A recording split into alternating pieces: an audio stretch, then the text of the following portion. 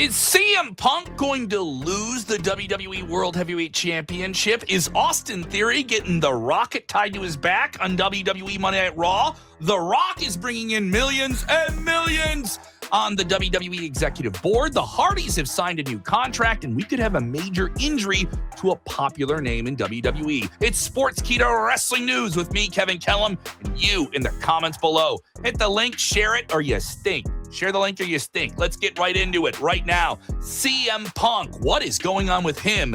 He is really on the ropes with the World Heavyweight title. Bron Breakker breathing down his neck. The big challenge to CM Punk for the world title on the first Monday Night Raw on Netflix in 2026 on January 5th. They're building to this title. It will be on a weekly televised show. WWE doing this more often, but could we see a title change? More people think, especially after the way that this week's taped Monday Night Raw for the holiday week went, that Bron Breakker could be the guy to take out CM Punk and take the title from him so soon after he recently won it not too long ago. And if Punk loses the title, he's still CM Punk. If Bron Breakker really knocks over the apple cart on the road to WrestleMania as it gets going in January, wow, that would be something. What do you think? I'm 50-50. Right now, you could tell me Bron Breakker's winning that world title, and I would believe you. I would believe that would happen. Let's talk about Austin Theory. He was introduced as the masked man on WWE, and now apparently is getting a big push with plenty of TV time. And he seems aligned with the vision. Of course, he helped them win, if he was indeed that masked man at Survivor Series and their big match, and then did it again in his first match back after the masked reveal, defeating CM Punk and Rey Mysterio in a big tag team match with the Vision. So he's aligned with the Vision. Now, what does this mean for him in the future? I could see him winning the Intercontinental title, maybe sometime in 2026. What do you think? The Rock is cooking up a lot of money in WWE. Let's talk about it. Reportedly, the Wrestling Observer newsletter says that The Rock, Dwayne "The Rock" Johnson, a major media mogul in his own right, separate from WWE, making major films, starring in them as well, and now is still on the executive board of WWE and occasionally performs in the ring for them. And I mean occasionally. Well, apparently he made $80 million,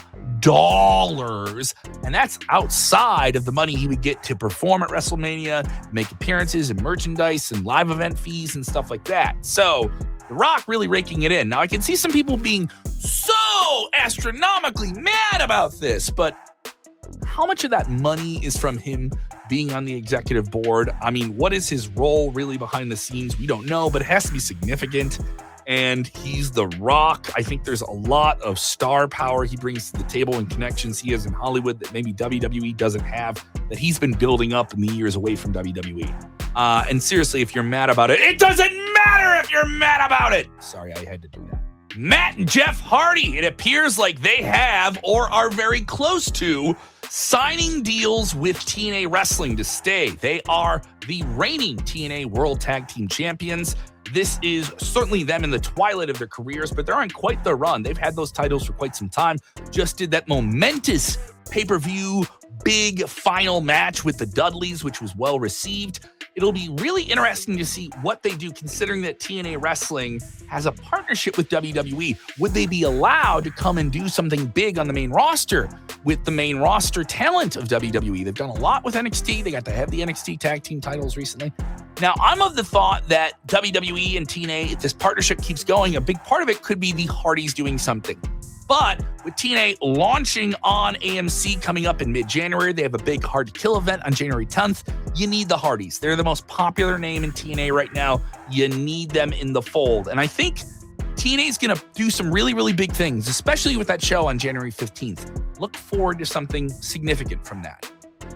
Andrade, he's going to be wrestling somewhere that isn't WWE. Let's get into it. Yes, Andrade El Idolo has been confirmed for a big match at New Japan Pro Wrestling's Wrestle Kingdom in Tokyo Dome.